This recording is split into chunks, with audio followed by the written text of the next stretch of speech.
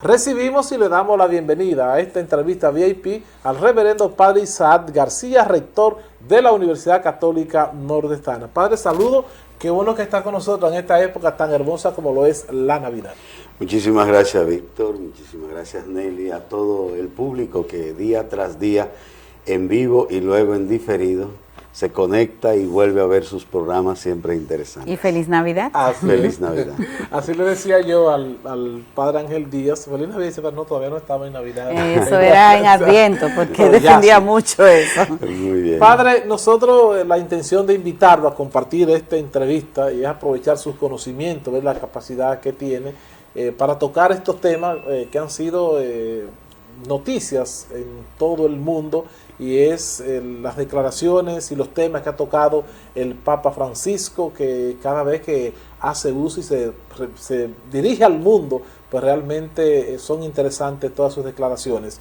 Y es para iniciar, dentro de los temas que vamos a tocar, vamos a iniciar este conversatorio hablando sobre las declaraciones que da el Papa, y es refiriéndose a las madres solteras, que son muchas, y antes estas estaban limitadas a cuando iban a participar de una Eucaristía, pues limitada a poder comulgar, recibir la comunión en las Eucaristías. El Papa pues se ha referido a este tema y prácticamente pues ha autorizado que ciertamente las madres solteras también puedan recibir la comunión. Y quisiéramos que el Padre Isaac García pues se refiriera a este tema. Pero antes, Víctor, como él bien señalaba, de enmarcar dentro de lo que ha sido la característica de este pontificado del Papa Francisco, que la gente, desde que un Papa argentino, un Papa que piensa de manera diferente, que actúa de manera diferente, entonces que el Padre introduzca por esta parte y luego nos dé respuesta a esa interesante pregunta que tú planteas. Y a la manera de que como se ha manejado precisamente el Papa de llegada al pontificado. Muy bien, muchísimas gracias. Estamos en Navidad y es bueno darle buenas noticias a las personas. Creo que igual también con estos temas que se enmarcan no solamente dentro de temas de la iglesia, que le podemos llamar temas de frontera, porque obligan a las personas también a tomar postura, y son temas que muchas veces se le tiene miedo para tratar, para tocar. Entonces, como ya decía Nelly, me interesaría enmarcar lo que es el pontificado del Papa Francisco. Cada papado, igual que cada gobierno en un país, tienen elementos característicos. Y en ese sentido, la Iglesia, desde hace ya medio siglo más o menos, ha empezado un camino más apegado a la actualización de la Iglesia en el mundo de hoy, en el mundo actual. ¿Qué significa eso? Bueno, sucedió un Concilio Vaticano II, donde hubo cosas nuevas. Ese concilio duró 3 años, desde cuando concluyó con el Papa Juan XXIII hasta cuando terminó con el Papa Pablo VI, es decir, que hubo incluso la muerte de un Papa en medio del concilio, y continuó con los temas. Y fue un documento muy importante. Lo más importante que nosotros podemos ver físicamente fue el cambio de la liturgia. Antes se hablaba y se celebraba solo en latín, y de ahí en adelante se celebra, como utiliza textualmente el documento, en las lenguas vernáculas, en la lengua de cada país. Esto fue una gran transformación. Hubo mucha resistencia de mucha gente al inicio de este cambio de la iglesia, porque decían, no, es que ha sido siempre en latín, para poner solo un ejemplo, pero hay otros elementos importantes, sobre todo lo que es mi especialidad en el ámbito de la eclesiología, es decir, el modo en cómo la iglesia se maneja en el mundo y lleva la fe al mundo. Y en ese sentido, ¿qué es lo que han hecho los papas? Pablo VI, Juan Pablo I, que duró solo 33 días en el papado, murió. Juan Pablo II, todos nosotros a quienes amamos y conocemos, es a Juan Pablo II, muy carismático, no le tenía miedo a ningún tema. Promotor de la paz. Exacto, trabajó mucho el tema del comunismo, de la democracia en el ámbito mundial. Vino Benedicto XVI, un papado efímero, pero sucede que duró exactamente lo que es el promedio de los papados en la iglesia, que son alrededor de 9 años. Que no fue tan efímero. No, pero viendo al Papa Juan Pablo II, que duró 28 años, Uno se encuentra que 9 son poquitos. Y ahora ha venido el Papa Francisco, un Papa, como decía Nelly, latinoamericano, con todas las características nuestras de América Latina, de la espontaneidad, de la cercanía, de los gestos. Y el Papa carga y lleva al Vaticano no solamente las ideas de una teología del pueblo, que es como se llama su corriente teológica, que proviene dentro de la teología de la liberación. Y el primer signo que da el Papa cuando llega al Vaticano es exactamente después de haber sido elegido Papa, cuando en vez de montarse en un autobús, en un carro para que lo lleven donde él iba a vivir, se monta junto con los demás cardenales que estaban dentro del cónclave en un autobús. Y después dice, no, es que yo no voy a vivir al palacio donde han vivido todos los papas, yo voy a vivir a Santa Marta, y se muda a un hotel que hasta ese momento era prácticamente un hotel de los cardenales cuando iban a Roma, se muda en una habitación igual para todos. Eso fueron 2 revoluciones. O 8 días después, cuando salió del Vaticano y se fue a una iglesia que está en la puerta de la entrada del Vaticano, llamada Santa Ana, a celebrar una misa, sin ningún protocolo. Estos signos, cualquiera los ve como signos aislados de un papa latinoamericano, de una persona muy normal, de una persona que sale a comprar zapatos a las tiendas de Roma, o que sale le sirve la comida a los empleados. A los empleados. Sin embargo, esto tiene detrás toda una concepción psicológica y teológica, no solamente porque el Papa viene de los jesuitas, que son sacerdotes muy del pueblo, sino también por su propia forma de vida en su sacerdocio y en su episcopado, también como cardenal en Argentina.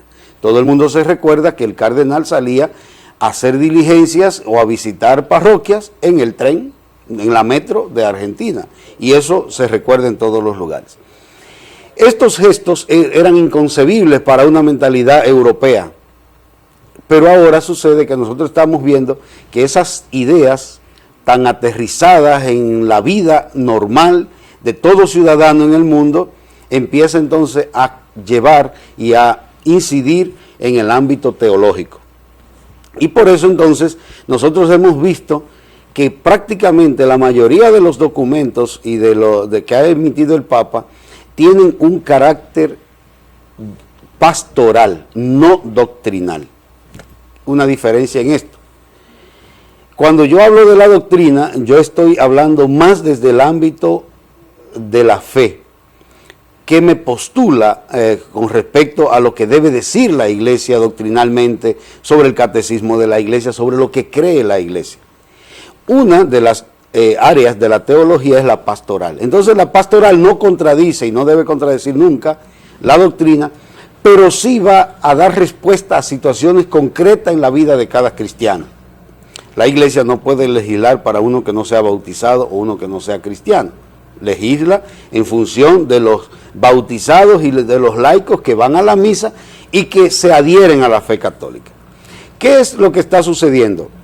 Nosotros hemos tenido una carga teológica muy fuerte durante toda la historia y tiene que ver con el mundo del peso que nosotros cargamos, no solamente por el primer milenio de la iglesia, sino sobre todo el segundo milenio, donde la iglesia se caracteriza por ser una iglesia liderada por el Papa, con una centralización muy fuerte, por los monjes, con una espiritualidad dedicada y sobre todo que sale de los monasterios, donde se quiere vivir la perfección de la fe. Esto hizo surgir, claro está, a muchos grupos como los franciscanos, como los dominicos, que surgieron en la Edad Media, con un deseo de vivir el evangelio tan fielmente a tal punto que prácticamente las personas se salían del mundo. El modelo era irse a un monasterio para vivir sin entrar en contacto con el mundo. Eso, de ahí surge Lutero, de ahí surge la iglesia evangélica. Cuando la iglesia evangélica ve que hay cosas, y Lutero ve que hay cosas que se están desviando un poco dentro de la iglesia, Lutero se separa y se dice, no, yo no quiero, era un monje, Entonces, ese deseo de una vida de santidad en la vida diaria es lo que marca toda la espiritualidad del segundo milenio en la iglesia. Eso hace que la iglesia se retire un poco y se aleje de la vida de los cristianos. Se mete dentro de las iglesias, dentro de las catedrales, predica, diciéndole a la gente, ustedes tienen que ser así, le pone un modelo. Pero ese contacto con el pueblo se pierde un poco. Viene el Papa Francisco desde Argentina, como él mismo lo dice, desde el final del mundo. Y dice que el pastor tiene que oler a ovejas. Tiene que oler a ovejas. Todo es parte de este elemento. Entonces, nosotros tenemos recientemente, la pregunta de Víctor, 2 documentos que no lo emite el Papa bajo su firma. Antes padre, de llegar hasta ahí, y después de esas reseñas que usted ha hecho con muchas precisiones. Hablando sobre el pontificado del Papa Francisco, ¿entiende el padre Isaac García que esos gestos que han caracterizado al Papa y esos cambios que han habido en nuestra iglesia fortalece la iglesia católica? Definitivamente, porque te voy a decir algo, el Papa no ha hecho ninguna modificación a la doctrina de la iglesia católica en ninguno de los puntos. Su incidencia está en 2 ámbitos, en el ámbito de la pastoral de la iglesia, que la ha afianzado más, y en el ámbito de la persona del Papa, él como Papa, qué imagen transmite. Anteriormente un Papa distante, que se subía a una carroza y le hacía así a las personas. Intocable. Ahora el Papa que abraza, que besa, Antes había que para saludar al Papa con una mantilla negra. Que quita la barrera de la distancia. Y quita la barrera. Ahora no, el Papa, él mismo, cuando va a saludarle a una dama, él mismo va y la abraza y le da un beso en la mejilla. Eso era inconcebible antes del Papa llegar al Vaticano. Entonces, el Papa ha modificado la imagen del Papa como una persona normal. Ustedes lo ven andando en su silla de ruedas. No, yo estuve en septiembre junto con él y lo que nos dijo fue, yo quiero saludarle a todos ustedes. Les voy a pedir una sola cosa, esta rodilla ya no me deja estar de pie, permítanme sentarme. Y el Papa se sentó y nos saludó a todos los que estábamos ahí sentados. Es decir, ¿qué imagen el Papa está transmitiendo? De un hombre normal, un consagrado de Dios, pero que sufre y que vive igual que todos los ancianos, los adultos mayores del mundo de hoy. Y entonces nosotros estamos alarmados, algunos que veíamos el Papa como un hombre santo, pero lejano de todo el mundo, y en ese sentido esa es la imagen que el Papa ha cambiado. Y lo vamos a ver en los documentos que tenemos aquí, que el Papa no ha cambiado absolutamente nada de la doctrina de la Iglesia. Ha cambiado la forma en cómo la Iglesia se presenta el Papa y la pastoral misma de la Iglesia. Víctor, escúchame, antes de pasar a la introducción de la carta que hace el Padre Alfredo. ¿Qué se siente? Sí, no, pero fue una comunicación que mandó el Padre Alfredo al Papa. Así es. ¿Qué se siente estar cerca del Papa? Porque la gente comenta y dice, pero que cuando está cerca de su santidad, cuando vino Juan Pablo II aquí al país, la gente describió muchas historias, pero estar cerquita así del Papa, ¿qué se siente? Sí, mira, es una persona que uno la ve mucho, la ve de lejos, es un modelo para muchas personas. Y ver también esta imagen, yo no quiero sacar, he tenido la suerte de estar con los últimos 3 papas, con Juan Pablo II, con Benedicto y con el Papa Francisco. Es una bendición, padre. Sí, imprimen mucho respeto, imprimen ese carácter de fe, de padre también. Y ahora estar al lado del Papa Francisco, tú sientes como esa cercanía, esa confianza. Y vuelvo y digo, el modelo del padre y del abuelo, que acoge al hijo, que acoge al nieto, que lo abraza. Y entonces en ese sentido, pues creo que la Iglesia gana y está ganando con la figura del Papa Francisco en este momento en la Iglesia. Me imagino para ayudar al padre con las respuestas de Meli, que el padre, ¿cómo se siente? Bueno, como el Papa quisiera que se sintiera. Estamos en familia, algo normal. Yo soy de carne y hueso. Me imagino que así se sentía el Padre en ese momento y el propio Papa. Ahora pasamos a la respuesta de la pregunta. Entonces, en los últimos días hemos visto 2 documentos que no los ha firmado el Papa, sí están aprobados por el Papa, porque al final parte de una concepción teológica del Papa. ¿Qué pasa a través de un...? Pero ¿por qué usted hace la precisión que no lo ha firmado el Papa? Porque lo firma actualmente el que es, llamémosle para comprensión, el ministro de la doctrina de la fe, que es el dicasterio de la doctrina de la fe, y el que ostenta el cargo es un cardenal, y en este caso Fernández, y en ese sentido es el prefecto de esta congregación. Con la anuencia del Papa. Con la anuencia del Papa, aprobado por el Papa. De hecho, en el segundo documento que vamos a conversar, él lo dice así, después de los borradores, entonces aprobado por el Papa. Ahora, quien lo firma, la respuesta y el documento es el prefecto del dicasterio de la fe. El primer documento, la primera respuesta que cayó en República Dominicana con toda su fuerza, y sobre todo aquí en San Francisco de Macorís, es una pregunta que formula nuestro querido obispo, Monseñor Alfredo de la Cruz, ante la presencia de él como delegado de la Conferencia del Episcopado Dominicano en el sínodo de la sinodalidad que se celebró en su primera etapa en Roma durante el mes de octubre. En ese sínodo se están tratando temas actuales e importantes para la Iglesia en el día de hoy. Y uno de los temas es que planteó nuestro querido obispo en aquel escenario, en aquel foro, donde hay representación de toda la Iglesia, se volverán a reunir el próximo año de nuevo en octubre para ver las conclusiones. Fue el tema de lo que el mismo cardenal le responde a nuestro querido obispo Monseñor Alfredo sobre el tema de comulgar de las mujeres que han tenido hijos, que ya son madres solteras, pero que vienen impedidas muchas veces de hacerlo por una frase que él hermosamente copió del texto de Monseñor: por temor al rigorismo del clero y de los dirigentes comunitarios. ¿Qué significa? Nos hemos encontrado todos con personas que nos dicen, padre, pero fulana de tal no está casada y se está comulgando. El dedo señalando. Pero mire, pero nadie sabe, ni se han acercado a esa persona a decirle, te confesaste. Y viene la respuesta aquí del cardenal diciendo, oficialmente, porque esto ahora, la pregunta de Monseñor Alfredo, es una determinación ahora para la Iglesia Universal, no solamente para la diócesis de San Francisco de Macorís, y es que se puede permitir la comunión a las madres solteras una vez, como lo dice el mismo documento, haya recibido el sacramento de la confesión. Pero yo les quiero decir a ustedes que eso en América Latina no es algo nada nuevo. Es una práctica que hemos realizado todos los sacerdotes en América Latina, que hemos dado la autorización para que una madre que ha tenido un matrimonio que no le ha ido bien, o que una madre ha tenido un hijo fuera del matrimonio y que quiere vivir la vida de gracia y de fe, pide la confesión, pide la autorización para comulgar, y nosotros con toda naturalidad dentro del sacramento de la confesión le damos la posibilidad de que participe.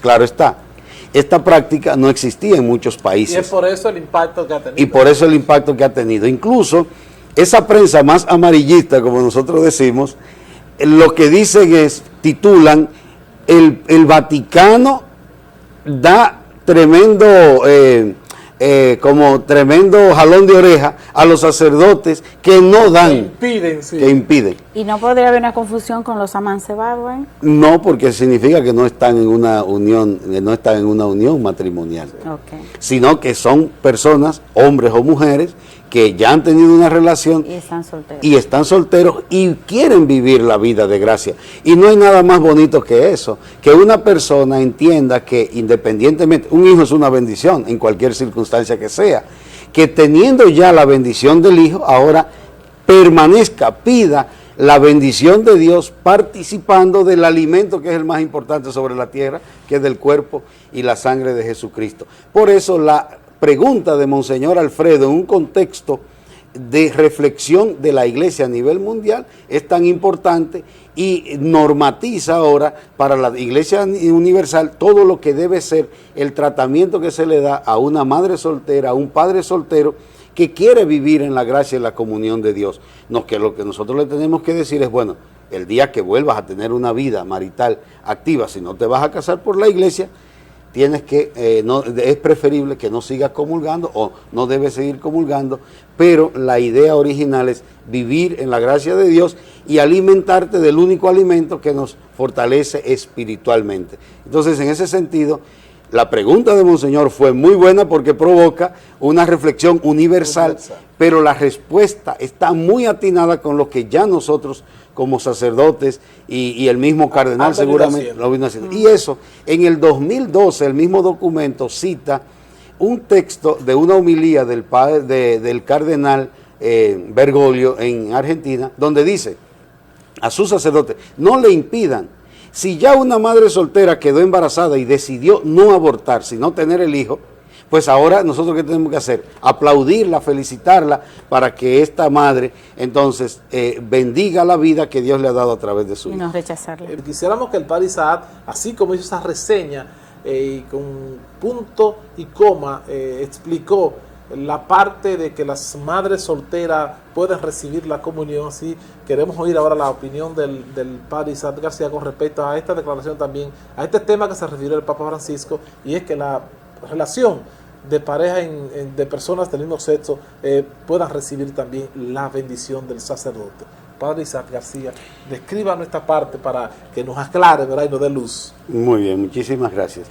En sí, lo primero que hay que afirmar es que, quiero volver sobre el tema, que el Papa no cambia la doctrina ni la teología sobre el matrimonio sagrado, que la Iglesia, desde el Génesis, confirmado por Jesús en el Nuevo Testamento, ha vivido y ha trabajado. Lo primero que quiero dejar claro es ese elemento. Concibiendo el matrimonio entre hombre y mujer. El matrimonio, como lo dice el mismo documento, es concebido exclusivamente como una relación entre un hombre y una mujer abierto a la generación de la vida o de los hijos. Eso es lo que hay que tener en el fondo. Ahora bien, volvemos al mismo tema que tratábamos anteriormente. El Papa ahora, viendo su enfoque pastoral de un papado eminentemente pastoral, nosotros entonces encontramos que él, en su postura como pastor, como padre, se ha dado cuenta que la Iglesia durante toda la vida, y especialmente ahora que hay un enfoque hacia la persona, que en la Iglesia se le llama el humanismo cristiano, se da cuenta que hay una parte de la población bautizada, recordemos siempre que estamos legislando para los cristianos, bautizada, que ha sido descuidada en su pastoral por la Iglesia. ¿Quiénes son ellos? Las personas que tienen una orientación sexual diversa a la que tienen la mayoría de las personas, homosexuales, lesbianas o como se les quiera llamar. En ese sentido, entonces, al Vaticano de nuevo llegan preguntas, y en el contexto del sínodo surge este mismo elemento de saber qué se va a hacer con las peticiones de las bendiciones a las personas. Hay en la Iglesia lo que se llaman sacramentos, que son 7. Nunca se podrán en algún momento agregar otros sacramentos, no lo sabemos. Esta definición que surge con Santo Tomás de Aquino y toda la teología, y nosotros entonces en el sentido de ver las bendiciones, son completamente diferentes, están en dos ámbitos completamente diferentes, aunque todos es para recibir la gracia de Dios. El sacramento tiene también unas condiciones para poder recibirlos. Para recibir el sacramento del matrimonio las personas se tienen que confesar, hay un contexto, hay ritos, hay elementos que no pueden faltar dentro del rito del sacramento para poder ser un sacramento. Si faltan esos elementos que ya están especificados en el Código del Derecho Canónico que rige en la Iglesia para todos los cristianos, los católicos, entonces el matrimonio se puede declarar nulo. ¿Por qué se declara nulo un matrimonio? No hay divorcio, la Iglesia no divorcia, pero un matrimonio se declara nulo porque nunca existió tal matrimonio, porque le faltaron elementos constitutivos, como la unidad, como la decisión de contraer, de tener hijos, como la decisión de la indisolubilidad o la decisión incluso de la misma situación de que sea entre un hombre y una mujer. Si esos elementos no se dan en el contexto del matrimonio, no hay matrimonio. Aun que hayan tenido hijos, nietos, bisnietos y tengan 60 años de casado. Pero faltó uno. Pero faltó un elemento, y aunque se vea físicamente que ha habido un matrimonio porque hubo una unión, en el origen de ese matrimonio nunca se realizó según lo que debía ser. Eso es un matrimonio. Pero existen las bendiciones. Una bendición que puede pedir cualquier persona, cualquier ser humano. Yo, por ejemplo, estaba en un ministerio en el día de ayer en Santo Domingo y saliendo de una oficina, en un pasillo, me dijo una señora: hola, ¿cómo está usted? ¿Usted me puede dar una bendición, por favor? Y yo vengo en medio de un grupo de personas y funcionarios. Y yo, pues venga todos, vamos aquí a hacer una oración para la señora. Y esa señora, yo pude notar, no solamente por la respuesta con sus palabras, sino por su alegría y su forma de ella irse de ese lugar, la alegría que le trajo esa bendición. Yo no le pregunté a ella si era casada, si era soltera, si era evangélica. No, simplemente ella pedir una bendición. En ese momento me detengo en medio del pasillo y le doy una bendición delante de todos los que estaban, seguridad y todo el mundo. ¿Qué significa eso? Son dos contextos completamente diferentes que ninguno de los dos, como dice el documento, se pueden confundir. El mismo cardenal Fernández, que es el prefecto del dicasterio para la doctrina de la fe, en la declaración, también hay jerarquía en los documentos de la iglesia.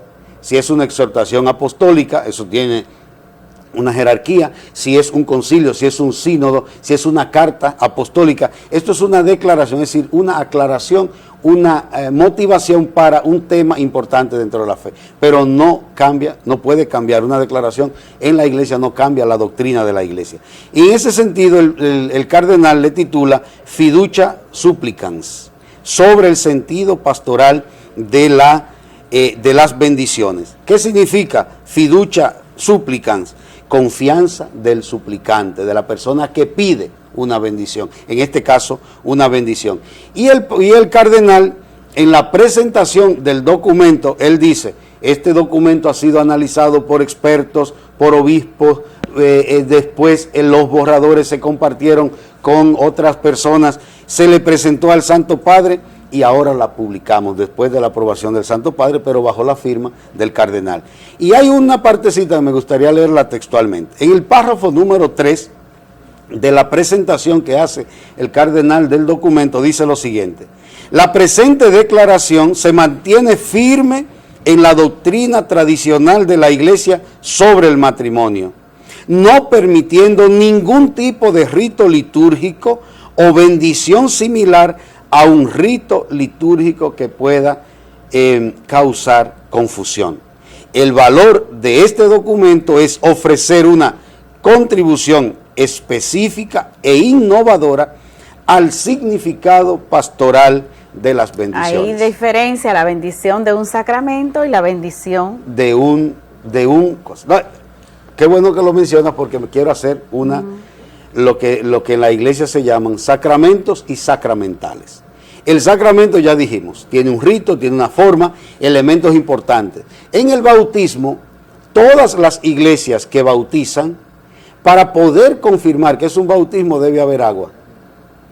No se puede hacer un bautismo sin el agua. y un antenacimiento. Entonces, el agua es fundamental para el bautismo. En las bendiciones, que son sacramentales, son cosas espontáneas, acciones espontáneas, la bendición del arbolito de Navidad, la bendición de la cena, eso se llama... La inauguración de una oficina. Eso se llaman sacramentales. ¿Por qué? Porque dan la gracia, otorgan la gracia, pero no en el nivel del sacramento. Y en ese sentido, la bendición a la cual se está refiriendo el documento, y el cardenal Fernández aquí, con la aprobación del Papa Francisco, es un sacramental. Es decir, nosotros no podemos confundirlo. ¿Dónde ha estado la confusión? Que también el mismo documento dice que se puede bendecir una pareja del mismo sexo. Anteriormente se podía bendecir una persona Y en todos los documentos, sin importar su condición, se le podía dar la bendición a una persona con un sexo diferente. Y la iglesia en este documento también tiene otro elemento, que es que le llama parejas en situaciones irregulares. Y esa frase, pues, es nueva también dentro de la iglesia.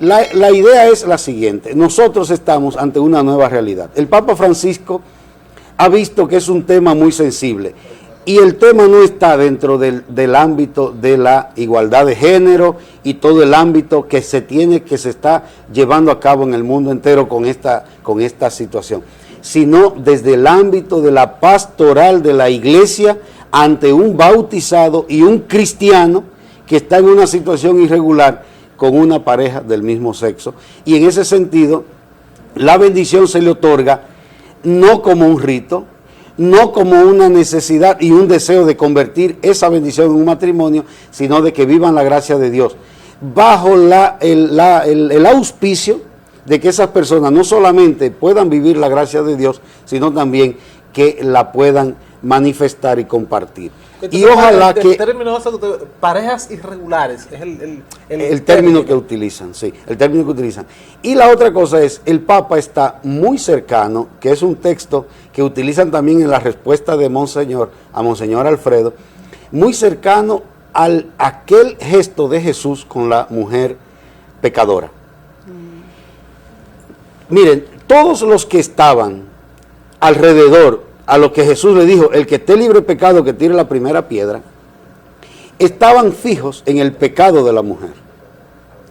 Jesús puso los ojos en la mujer, en la persona, en el ser humano que estaba allí, postrada, humillada, vejada, maltratada, acusada. Y por eso entonces, aquellos que cuando Jesús dijo, tiren la primera piedra, es porque Jesús dijo, tengan en cuenta a la persona que además puede cambiar de vida, que además necesita la cercanía, no la aprobación del pecado. Tengamos en cuenta eso. El pecado no se aplaude, pero yo no puedo hacer leña del árbol caído del pecador, que es mi hermano, que es mi prójimo. No entonces, se aplauda, pero sí se perdona. Entonces, bueno, lo que se dice en el argot popular, que Dios no ama el pecado, sino al pecador. Y nos hizo Dios con esa condición, que puede ser la del preso más terrible que hay en este momento, porque tiene la condena peor en el mundo, que está en un calabozo, o la del Papa que está en el Vaticano, que reza y que nosotros creemos que es un hombre de Dios. Y merece la misma consideración a la persona, al ser humano. Por eso yo insisto en la bondad del documento, porque pone al ser humano en el centro, no a la acción del ser humano, que está llamado siempre a mejorar, a convertirse, que está llamado a tener ese gesto. Y todo esto parte de un elemento importante.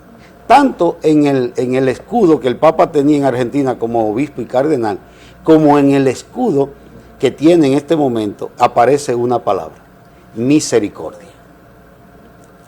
Y la misericordia está por encima de todo juicio y de todo pecado. La misericordia de Dios.